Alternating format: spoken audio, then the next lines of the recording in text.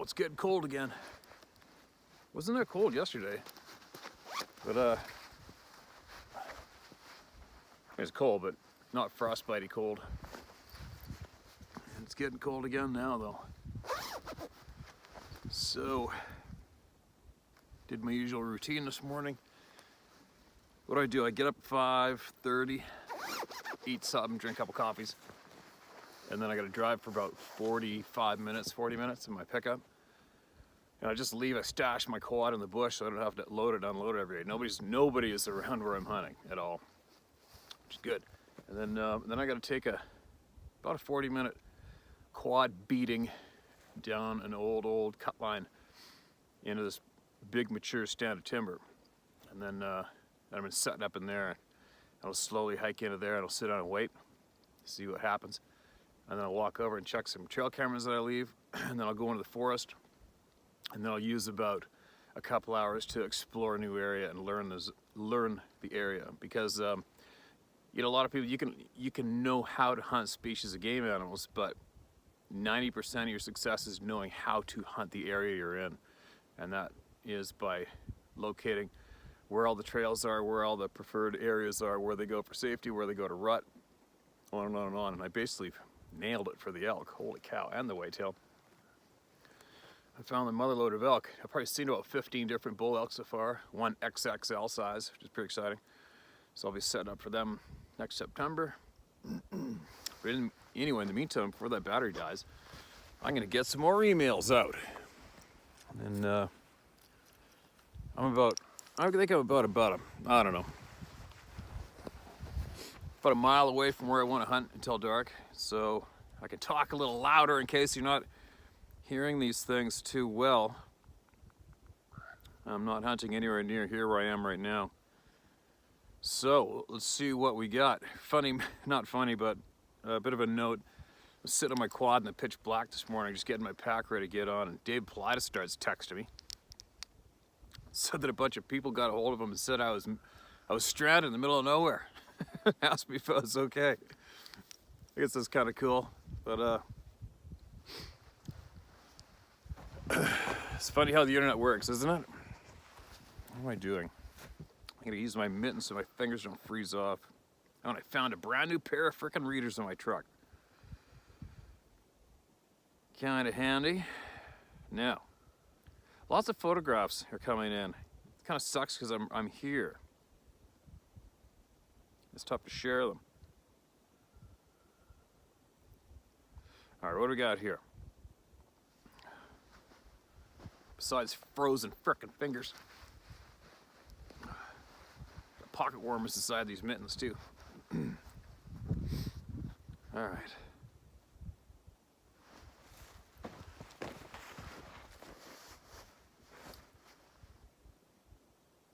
So last year I had a guy watch my dogs while I was working on a ranch. He ended up killing both of them. Oh, that's unfortunate. Court's coming up in February.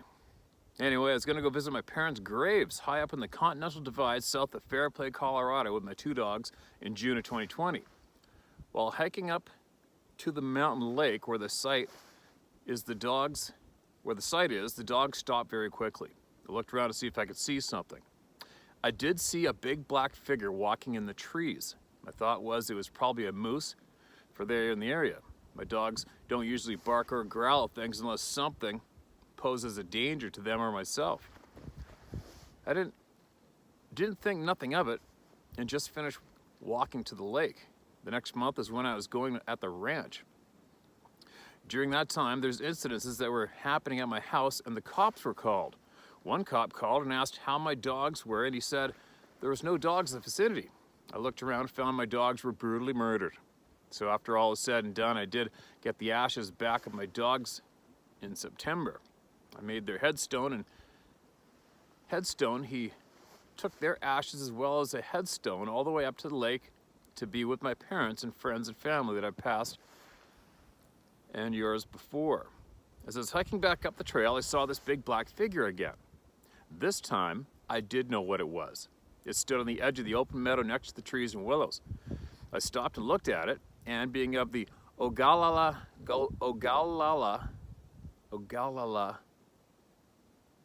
nation, I offered tobacco and prayer for this being.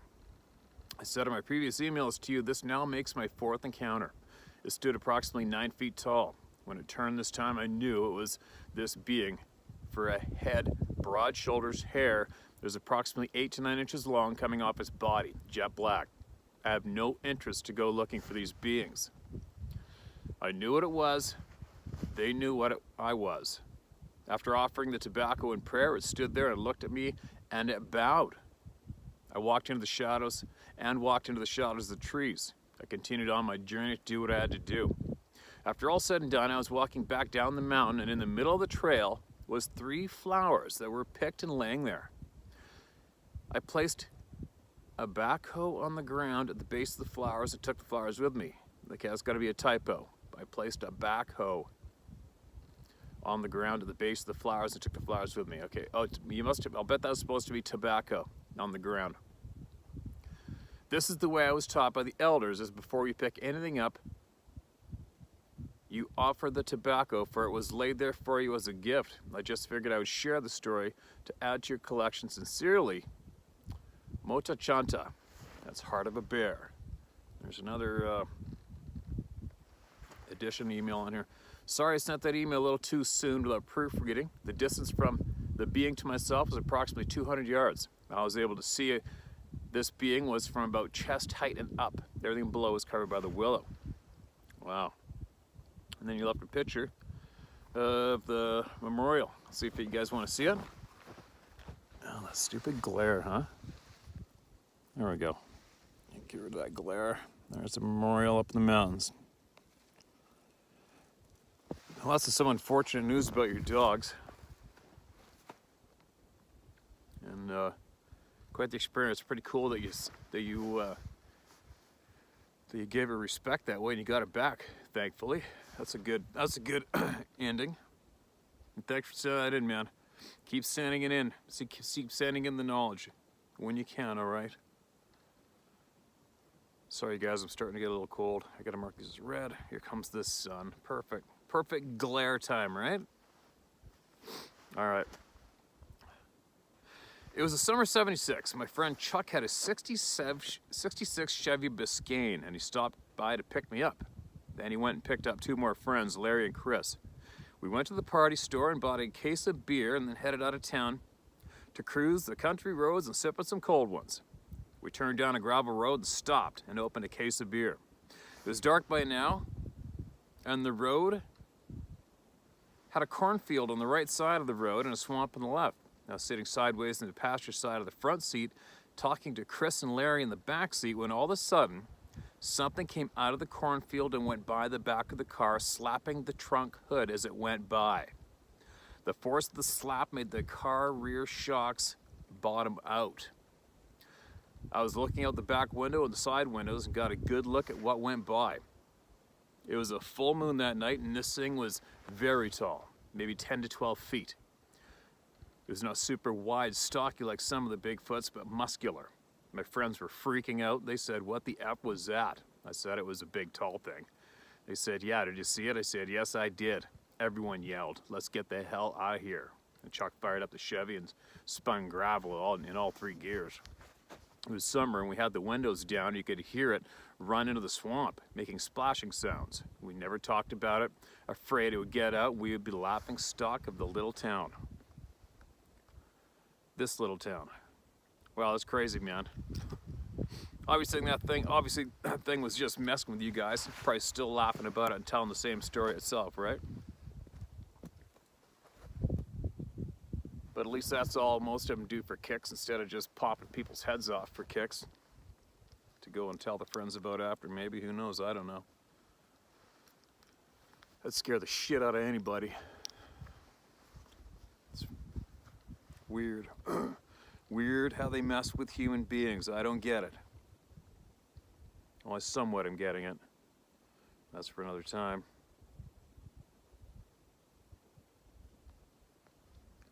What else? Here's another one. Mark this as red before I forget, because everybody wants to kill me if they hear a story twice.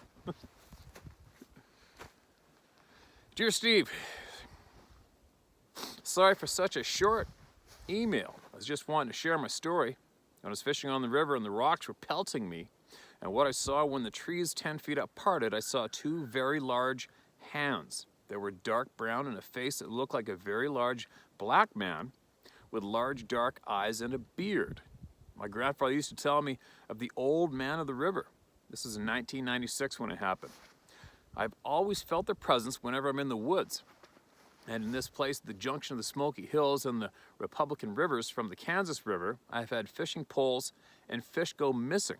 When I walk to my car to retrieve or put items away, I've been spoken to in a Native American tongue and chased out. On one night I was setting limb lines on the uninhabited side of Milford Lake, and it was 2:30 a.m. and my dad's first cousin was behind me and he started running and he yelled at me to run. And I looked back and I saw a 12 to 14 foot brownish giant running about 20 feet to the left of him. What I saw was very wide, 8-inch hair longer on the head and arms, as it looked as if it weighs 1,200 pounds or more. It just ran across the field, crossed over a 5-wired fence and into the bush and followed us back to the truck. We were terrified out of our minds that night. I now live in Texas and have more to share. Well, you got a note for me. All right, man. I got that message from you. Thank you for that. Thank you for that. Thank you for the kind words of encouragement.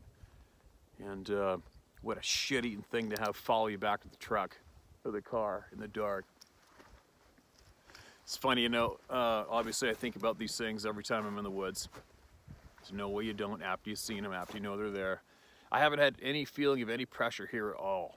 Like nothing. I'm almost half asleep on the quad in the dark each morning and each night on the way out. But I did notice this morning, you know, I started thinking about some of these experiences, and then you start getting, you know, get creeped out behind you because it's all pitch black behind you and you're vulnerable on the quad. And I was thinking back to that share with some people emailed in. The guy was doubling his buddy on the quad and something flipped the back of it up and they did a forward endo and it went flying off the damn thing. Remember that one? And I started thinking about that one this morning in the dark, and then you start looking over your shoulder and then you gotta sort of go, all right, quit it, don't be an idiot, think about big huge bucks. And then you just start thinking about other things and stop yourself from spooking yourself out, right?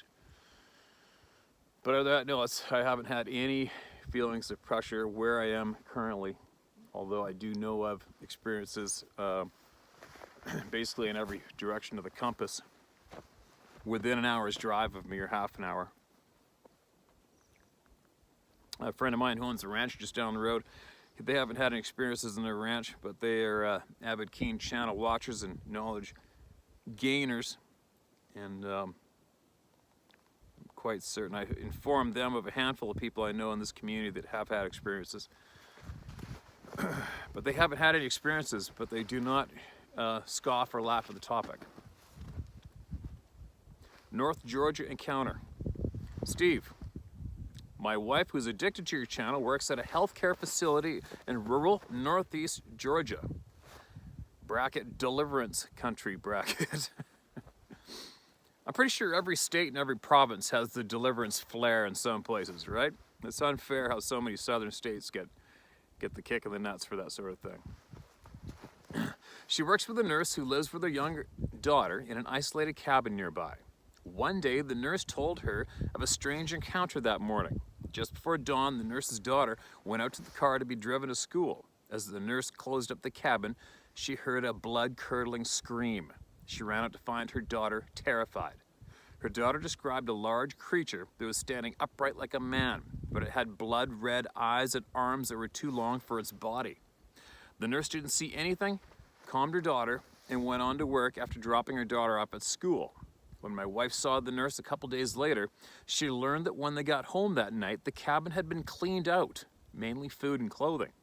She called the sheriff's office. The deputy that responded was completely dismissive of the encounter and ended his investigation with an eye roll, saying he would file a report. You can use my name, Dennis. P.S. Heard you say you had figured some things out and would be sharing soon. Be careful. Yeah. Thanks, man. Thank you very much. Yeah, for me, sharing and being careful, I'm not scared of anybody. That's not a ego thing. It's not a tough guy thing. I think if that's a state of mind, if I could just somehow spread to everybody how better off we would be if everybody quit being scared. Especially of the pricks that have managed to get themselves into the positions they're in to absolutely turn our lives upside down. That's another topic for another time. I won't get going. It's time for them to be careful. All right, what else? First time, I think. I was a guest riverboat hunting with experienced hunters on the Peace River, on an island in that river downstream from Taylor, BC. That way. This is an old-time plywood 20-foot home-built to river specs powered by an ancient 20-horse Hiawatha prop engine. The motor had a bronze prop, perfect for river use. 2 of the 4 people I was hunting with were in pursuit of black bear that ran off up a steep river bank. Oddly, the guy running the 30-30 missed completely. He was a crack shot. I was hiking this well-used game trail alone on this large island about 800 yards up this trail, where the trail became obstructed by deadfall. In a very brushy area, I heard stomping. I could not get a visual despite every attempt. I got this intense wave of fear. I had only a Winchester 94 22M with 40 grain 11 bullets in the tube magazine, a chambered one. I got this message like a thought because I could not hear it. Leave. I was hoping to get a grouse. I thought this fear was related to being undergunned. I thought maybe there was an elk or moose in that bush, concealed so perfectly. I could not make sense of what was going on. I was a very experienced hunter, 22 years old in 1984. I had this feeling that there was a female or a woman in that bush. Branches started snapping, one, another, pause, then another. What snaps branches in the bush? Not like when a branch is stepped on, a sharp, loud snap. Like a dry season stick of 2 inches is being broken abruptly. Every time I stepped in close to see what this animal was, more snaps. Show yourself, I speak loudly. No, I am afraid you will kill me, is the reply. I think, I'm hunting only for meat for food. If you attack me, I'll kill you. More branches are snapped, one, another, then another. I will not come out. Then I start feeling dizzy, a buzz sound in my abdomen. I feel like I need to vomit. I'm baffled. None of this makes sense to me. I'm having a non-verbal conversation with something in the bush. I decide I will leave and rejoin my hunting companions. I told them there is a moose or an elk in the thick bush. I told them I could not get a good look at it, and so I left, having only a .22 Magnum with me. I showed my friend where there were elk tracks there in the soft sand on the dry trail. We dismissed it as an elk in the brush. Whatever was there had left or was giving up us the silent treatment. Now, as much more experienced hunter, I know of no animal that can snap branches in time sequence or communicate non-verbally. My longtime hunting buddy who was there with me and his father and brother-in-law, they inspired my zeal for hunting. Do you know of such animal? Phil Hukin, Prince George, BC, Canada. Phil, thanks for that, man. You know what? That island is not too far away from where I made that video and showed all you guys where all those trees were snapped off. Basically the exact same height. And that's about that way. How far? Okay, I'm facing south right now. I'm facing southwest. So, southeast, that is where you're talking, southeast from me right now.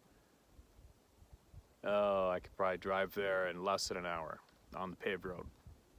And that is basically where that happened on that island. It would be north of me by about, I don't know, 5 kilometers, maybe even 10, 5 or 10, I have to look at the map. I think you said below Taylor or above Taylor. If it was above Taylor, I was probably about 8 kilometers away from there where all those branches were broken, where my trail camera was spun, and where my friend heard the tree getting blasted, the wood knocking, and I didn't hear a thing. So There's a lot that goes on along the Peace River, all the way in Alberta. I believe there's some kind of Sasquatch convention or something in Grand Prairie, I think I read about a couple years ago. So there's obviously a lot of people in Alberta that know what's up too, right? Williston Lake is that way from me, about not very far, it's just over the hill. And there is so many sightings around there, it's crazy. I'm surprised I haven't felt any pressure. I think I've done around 300 quad miles in this country around here since last September, total. And I haven't felt any pressure or nervousness yet, which is good. I'm not complaining. But anyway, how much time do we got in that sucker?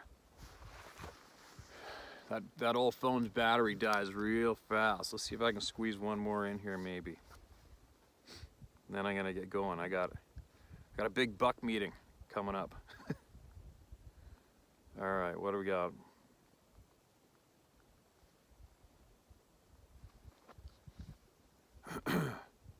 No need for names. What matters is sharing my experiences. I've had many extraordinary things happen in my life. I do not fear. I know there is a God. I have a sincere desire to learn what is possible. Now, here are my experiences. In 2019, I was in a chalet in Utah overlooking the mountains. Hikers were enjoying the snow while. I kept an eye on one group. They took over an hour to hike up and across a mountain. Later on in the day, I spotted a being about 12 feet tall hike straight up at the center of the mountain. The being was dark beige. Also, it walked up the mountain without stopping. I thought there was no way it was a human because of the size, color, no gear, and how it could walk right up it. The physical conditioning of this being made me know that it was not a human. In 2017, I was camping at Algonquin Park in Ontario. No one was in the area. My friend and I had the lake to ourselves. One day I heard a strange, goofy grunt like the voice was puzzled or confused about something. No animal or person would make that same sound. If you're into pictures, I can get 2 of footprints from a relative and friends. They're the same as many of the others out there. It is clear that the Sasquatch are going out of their way to be known. Thanks for being strong and empowering others to share their stories. It is time we awaken to the blatant reality that we are not alone. I feel deeply it is time we understand the fullness of our divine potential, what it means to be human, to know within our minds and hearts that all consciousness is one. All right, thanks for that. Appreciate that, Nicholas.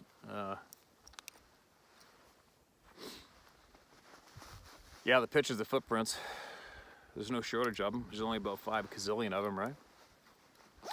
As far as what that does for the general public is nothing. It's like a doctor, I said it before, a doctor friend of mine told me flat out. It takes a lot of time and a lot of energy, this topic. If you have no interest in it, you want to look into it. Not many people do, right? Nobody really has much interest in it until they have their first pucker factor experience. Then they're interested, right? Then they want answers. But man, why do our noses run when it gets cold? It's annoying. But anyways, that whacking straight up. I was like a water truck driver for Halliburton when they were working up the Meager main line, head of the Pemberton Valley when I was living there. And I heard through the grapevine that he had seen a very large upright being go power walking across the road and straight up the clear cut in the mountain, stepping over top of huge fir logs. And he said it never skipped a beat, never stopped.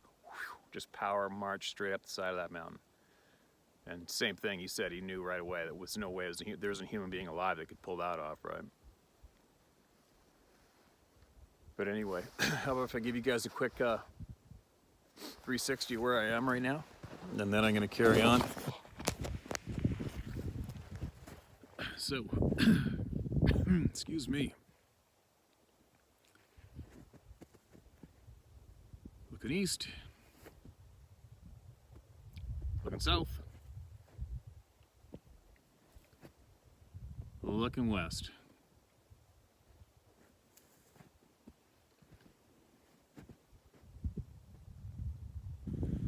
Looking north. There you go. I'll see you guys tomorrow. You got something that people should know, send it in to tellmystory@howtohunt.com or share my story at howtohunt.com, and it'll get got to. All right?